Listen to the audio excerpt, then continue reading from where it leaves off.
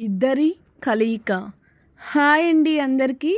Welcome to our channel ప్రేమ కథలు తెలుగులో. అలాగే మీకు ఈ వీడియో నచ్చినట్టయితే తప్పకుండా ఒక లైక్ చేసి కామెంట్ అయితే చేయండి.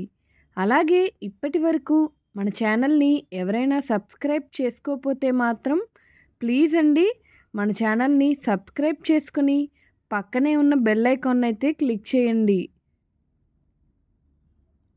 ఎపిసోడ్ నెంబర్ 23 ఇద్దరి కలయిక. మధు ఆ బాటిల్ విసిరేలోపే ఫాస్ట్గా రియాక్ట్ అయ్యి పక్కకు తప్పుకోవడానికి బెడ్ మీదకి జంప్ చేశాడు కిరణ్. ఆ బాటిల్ వెళ్ళి గోడకు కొట్టుకొని బల్లను పగిలిపోయింది. అది తగలలేదని కోపం చల్లారాక ఇంకోటి విసరడానికి పక్కకు తిరిగి చూసింది. ఈలోపు బెడ్ మీద నుంచి దిగి ఏది తీయనివ్వకుండా మధుని గట్టిగా పట్టుకొని, నీ పొట్టిదానా, ఏది పడితే అది విసురుతున్నావు, అవి వచ్చి అక్కడ ఇక్కడ తాకితే రేపేం చేస్తావే, చెక్కభజన చేస్తావా అని అడుగుతూ మధుని అక్కడి నుంచి తప్పించుకోవడమే సేఫ్ అని అనుకొని అక్కడి నుంచి గిర్రును తిప్పేసరికి ఇద్దరు వెళ్ళి బెడ్ మీద పడ్డారు. ఆహ్ అని అరుస్తూ తన మీద ఉన్న కిరణ్ని చూసి, ఏ ఛీ లే అంటూ పక్కకు తోసేబోయింది మధు. అతని చేతిలో ఆమె కింద ఉండడంతో ఏమి చేయలేక కోపంగా చూస్తూ, ఇంకోసారి ఈ మాట అంటే కొట్టడం కాదు చంపేస్తాను అని అనింది మధు. అది విని కిరణ్ ఏం మాట్లాడకుండా అలాగే చూస్తూ ఉండడంతో, నేనేం పరుపుని కాదు, ఆరాంగా సెటిల్ అయిపోయావు, పైకిలే, మోయలేక చస్తున్నాను అని అరిచింది మధు. అయినా కూడా లేవకుండా మాట్లాడకుండా అలాగే చూస్తున్న కిరణ్ని చూసి, ఊపిరాడటం లేదు, లేవరా దున్నపోతు అని నొప్పిగా ఫీల్ అవుతూ, పాగల్ కహికే అని అరిచింది మధు. తెలుస్తుందిలే పాగలెవరో, అవి ఇవి విసరడం, అరవడం, రక్కడం ఎందుకు అంత బీపీ తెచ్చుకుంటున్నావు అని అడిగాడు కిరణ్. మాకు లేకపోయినా తమరు తెప్పించేస్తారుగా అని అంది మధు. నీ బొందే నీ బొంద, నేనేం తెప్పించను, నేనేదో చేస్తానని భయపడి నువ్వు ఓవర్గా రియాక్ట్ అవుతూ అన్నాడు కిరణ్. అందుకేనా అరగంట నుంచి లేవమని తన్నుకుంటున్నా ఇంకా మీదే ఉన్నావు అని అంది మధు. 2 నిమిషాలకే గిలగిలా కొట్టుకుంటున్నావు, నిజంగా అరగంట నేను నీ మీదుంటే చచ్చిపోతావే, ఇలా ఇచ్చిన కాకిలాగా అరవవు అని అన్నాడు కిరణ్. నువ్వు మీద నుంచిలే, నేను స్నానం చెయ్యాలి, ఈ దరిద్రంని నీళ్ళతో కడుక్కుంటే గాని పోదు, రాత్రి ఎక్కడెక్కడ తిరిగి వచ్చావో ఏం పాడో అని చిరాగ్గా మొహం పెట్టుకొని అంది మధు. అది వినగానే కిరణ్కి తను రాత్రి ఎక్కడ ఉన్నది గుర్తుకు వచ్చి, హాస్పిటల్లో ఉన్నానని చెప్పకుండా, ఏడవకు, నేను రాత్రి అంటిన మరకల్ని మనుషుల్ని అప్పటికప్పుడే స్నానం చేసి క్లీన్ చేస్తాను, లేదంటే నాకు నిద్ర పట్టదు అని అన్నాడు కిరణ్. నువ్వు క్లీన్ చేసుకుంటావో భద్రంగా దాచుకుంటావో నాకెందుకు, నువ్వు పైకిలే బాబు అని అంది మధు. చచ్చిపోతున్నావుగా 2 నిమిషాలకే, మళ్ళీ మాటలు చూడు కోటలు దాటతాయి అంటూ పైకి లేచి మధు పైటను సర్దాడు కిరణ్.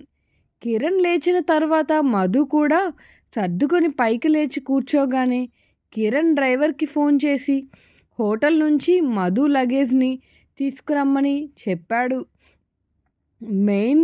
మెయిడ్కి రూమ్ క్లీన్ చేయమని చెప్పి బట్టలు వచ్చేలోపు టిఫిన్ చేసి తగలడు అని అన్నాడు కిరణ్ మధుతో. స్నానం చేయకుండా నేను మంచినీళ్ళు కూడా ముట్టుకోను అని అనింది మధు. ఆ మాట విని మధు వైపు అలాగే చూశాడు కిరణ్. తనేమీ అబద్ధం చెప్పడం లేదు, నిజమే చెప్తుంది. మరి ఇన్ని రూల్స్ పాటించే పొట్టి పెళ్ళి కాకుండా తల్లి అయిందంటే తన మనసు అస్సలు ఒప్పుకోవడం లేదు. అదే మాట అంటే హిస్టీరియా వచ్చినట్లు ఊగిపోతుంది. వద్దులే, ఇప్పుడేమన్నా అంటే మళ్ళీ మెంటలెక్కి తినడం మానేస్తుంది. అసలే రాత్రి కూడా తినలేదు అని మనసులో అనుకొని, నేను వెళ్తున్నాను, నాకు షూటింగ్ ఉంది, చెప్పాను కదా బయట సెక్యూరిటీ ఉంది, నువ్వు గేట్ వరకు నీ ఇష్టం వచ్చినట్లు తిరుగు, నో ప్రాబ్లం, బట్ గేట్ బయటకు వెళ్తేనే వాళ్ళు ఊరుకోరు అంటే నేను ఊరుకోనని అర్థం అని అన్నాడు కిరణ్. అప్పుడు ఆ మాట విని చాలా సీరియస్గా చూస్తూ, మీ డాడీకి ఇవన్నీ చెప్పకపోతే చూడు, అసలు నా మీద నీ బోడి పెత్తనం ఏంటి? నువ్వెవరివి నన్ను జైల్లో ఉంచడానికి అని కోపంగా అడిగింది మధు కిరణ్‌ని. ఇది పెత్తనం కాదే కేర్. అది కూడా నీ మీద కాదే పొట్టి. నా చిన్ను మమ్మీ మీద. నా బేబీ మమ్మీని సేఫ్‌గా ఉంచడం నా బాధ్యత. తన గౌరవంలోనే నా బేబీ గౌరవం కూడా ఉంటుంది కదా! హహ! అయినా చిన్నపిల్లలాగా మమ్మీకి చెప్తా, డాడీకి చెప్తా అని బెదిరిస్తున్నావేంటే? మా డాడీతో చెప్తే చెప్పావు గానీ, మా మమ్మీతో పొరపాటున కూడా చెప్పకు అని అన్నాడు కిరణ్. ఆ మాట విని కళ్ళు పెద్దవి చేసుకొని చూసింది మధు ఒక్కసారిగా కిరణ్‌ని.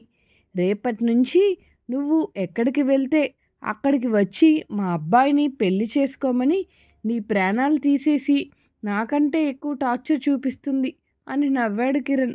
ఆ మాట విని చేత్తో తల కొట్టుకొని, అయితే చచ్చినా చెప్పను కానీ అసలు నా కూతురు నీ బేబీ ఎప్పుడయ్యింది? తనకి నీకు ఏ సంబంధం లేదు. ఏ ఎమోషన్స్‌తో ఆడుకోకు ప్లీజ్. ముఖ్యంగా నా చిన్ను ఎమోషన్స్‌తో. ఇప్పటికే తను చాలా కోల్పోయింది. తను కోల్పోయిన వాటికి నేను ఎలాగూ తిరిగి ఇవ్వలేను. కానీ ఇంకా ఎవ్వరిని తన ఎమోషన్స్‌తో ఆడుకోనివ్వను అని అంది మధు. "హ్మ్. అయిపోయిందా? ఇంకా ఏమైనా ఉందా?" అని అడిగాడు కిరణ్. అలాగే ఇంత గుడ్లేసుకొని చూస్తున్న మధుని చూసి, నా గురించి నువ్వేమనుకుంటున్నావో నాకు అనవసరం. నేను పసిపిల్లల ఎమోషన్స్‌తో ఆడుకునే కిరాతకుడిని కాదు. వాటెవర్.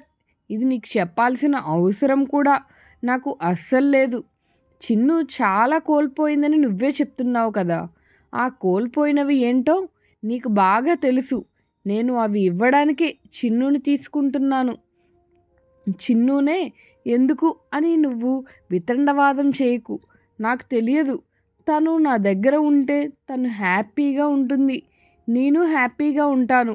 నా హ్యాపీనెస్‌తో నీకు ఎలాంటి సంబంధం లేకపోవచ్చు. కానీ చిన్ను సంతోషాలతో సంబంధం ఉంది కదా!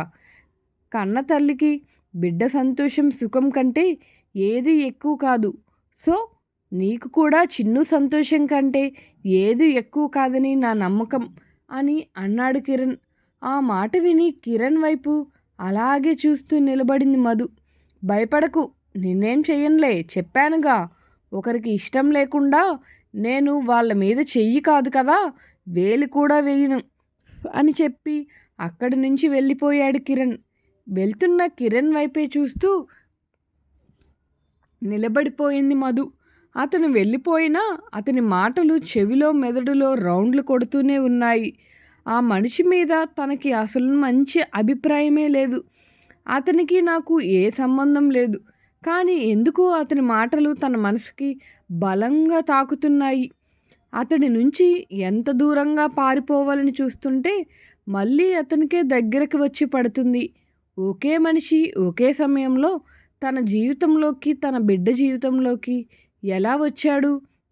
మన జీవితంలో ఏం జరిగినా ఒకదానికొకటి లింక్ ఉంటుంది అంటారు. ఇప్పుడు ఇతను నా లైఫ్‌లోకి, చిన్ను లైఫ్‌లోకి రావడానికి ఏంటి సంబంధం అని అనుకుంటూ ఎడమ చెయ్యిని దగ్గరికి పట్టుకొని, కుడి చేతితో మెడలో ఉన్న చైన్ని పట్టుకొని ఆలోచించింది మధు.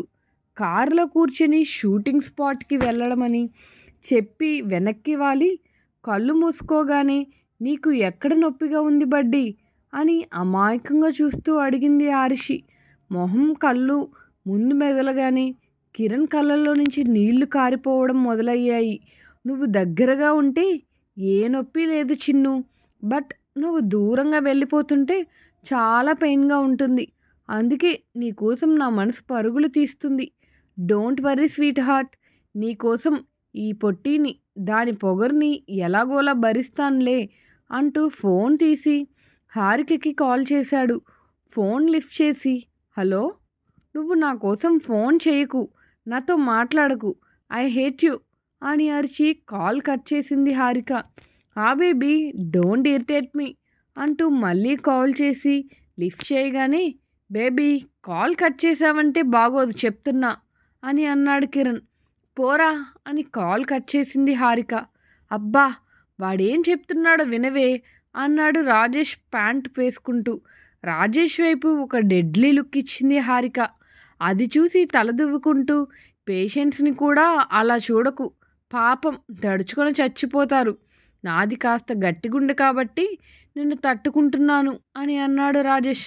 మమ్మీ, నా స్కూల్కి టైం అవుతుంది, అందుకే నేను డాడీతో వెళ్ళను అని చెప్పాను, ఎప్పుడు లేటే అని అరుస్తున్న బంటి మాటలు విని ఇది నీ పని అన్నట్లుగా చూసింది హారిక.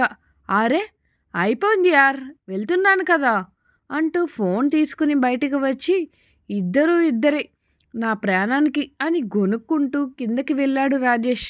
కాలేజ్ ముందు కారులో కూర్చొని ఉన్న తండ్రిని చూసి కూడా చూడనట్లుగా బైక్ మీద లోపలికి వెళ్ళిపోయాడు ఆర్యన్.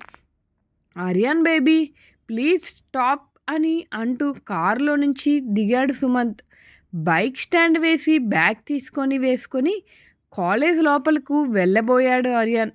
బేబీ ప్లీజ్ అని అంటూ కొడుకు భుజం మీద చెయ్యి వేశాడు సుమంత్. మాట్లాడడం ఇష్టం లేదు, మీరు చెప్పే ఎక్స్క్యూజెస్ వినే ఓపిక కూడా లేదు, నన్ను ఇలా వదిలేయండి, డోంట్ వరీ, మీరు లేకుండా బ్రతకడం మాకు అలవాటైపోయిందిలే, ముందులోలాక మీరున్నా లేకపోయినా నాకు ఇప్పుడు పెద్ద తేడా తెలియట్లేదు అని మీద మీకు భార్య పిల్లల బాధ్యతలు బరువులు అనుకుంటే అసలు మ్యారేజ్ ఎందుకు చేసుకున్నారు? మెగా హీరోలాగా సింగిల్గా ఉంటే సరిపోయేది కదా, మీకు మా గోల లేకుండా ఉండేది. పెళ్లి చేసుకుని పిల్లల్ని కని విడిపోయి నువ్వొక చోట మేమొక చోట, ఈ ఏడుపులు పొడబొబ్బులు ఏమీ లేకుండా ఉండేవి అని కోపంగా అన్నాడు ఆర్యన్. ఆ మాటలు విని కొడుకు వైపు చూసి ఆర్యాన్ అని గట్టిగా అన్నాడు సుమంత్. ఆర్యాన్ వాట్ డాడ్ అని అన్నాడు ఆర్యన్. నువ్వు హట్ అయ్యావా? బాధలో ఉన్నావు కదా అని నువ్వు మాట్లాడుతుంది మీ డాడ్కి. ప్లీజ్ ఇక్కడ ఇష్యూ చేయకండి, నాకు మీతో అని మర్చిపోకు అని అన్నాడు సుమంత్. హో, నువ్వు మా డాడ్వని ఇంకా గుర్తున్నందుకు చాలా థ్యాంక్స్, ఇది విని మా జన్మ ధన్యమైపోయింది, ఇంకా వెళ్ళొచ్చా అని సుమంత్ కళ్ళల్లోకి సూటిగా చూస్తూ అడిగాడు ఆర్యన్. అలా అడిగేసరికి ఆర్యన్ బేబీ ప్లీజ్ డాడీని ఈ ఒక్కసారికి క్షమించు, I love you so much baby అంటూ కొడుకుని ప్రేమగా హక్ చేసుకున్నాడు సుమంత్. అప్పుడు నిన్నటి నుంచి కొడుకు మ్యాచ్ చూడటానికి వెళ్ళలేకపోయానని అని ఎంత బాధపడ్డాడో తనకే తెలుసు. కొడుకు మొహం కళ్ళ ముందు కనిపించగానే తను పార్టీలో ఉన్నాడన్న మాటే కానీ ముళ్ళ మీద ఉన్నట్లుగా అని అనిపించింది సుమంత్కి. ఎప్పుడెప్పుడు కొడుకును కలిసి సారీ చెప్దామా అని ఇలా కాలేజ్ దగ్గర గంట నుంచి కూర్చున్నాడు సుమంత్. ఇంటికి వెళ్దామంటే తన భార్య ఏమన్నా అనకపోయినా తన తల్లిదండ్రులే తనని గుమ్మంలోకి అడుగు పెట్టనివ్వరు, అందుకే ఇక్కడ ఉండాల్సి వచ్చింది అని అనుకుంటూ కొడుకుకి ముద్దులు పెట్టాడు సుమంత్. అలా అప్పటి వరకు బాధగా కోపంగా మాట్లాడిన ఆర్యన్ తండ్రి కౌగలించుకొని ప్రేమగా తాకగానే కరిగిపోయాడు. తిరిగి తండ్రి చుట్టూ చెయ్యి వేయగానే I'm sorry, so sorry baby అని ముద్దులు పెట్టి అక్కేది అని అడిగాడు సుమంత్. ఇంతలో కారు దిగి వస్తున్న సాహితిని చూసి హ్యాపీగా నవ్వుతూ చెయ్యి చాపాడు సుమంత్.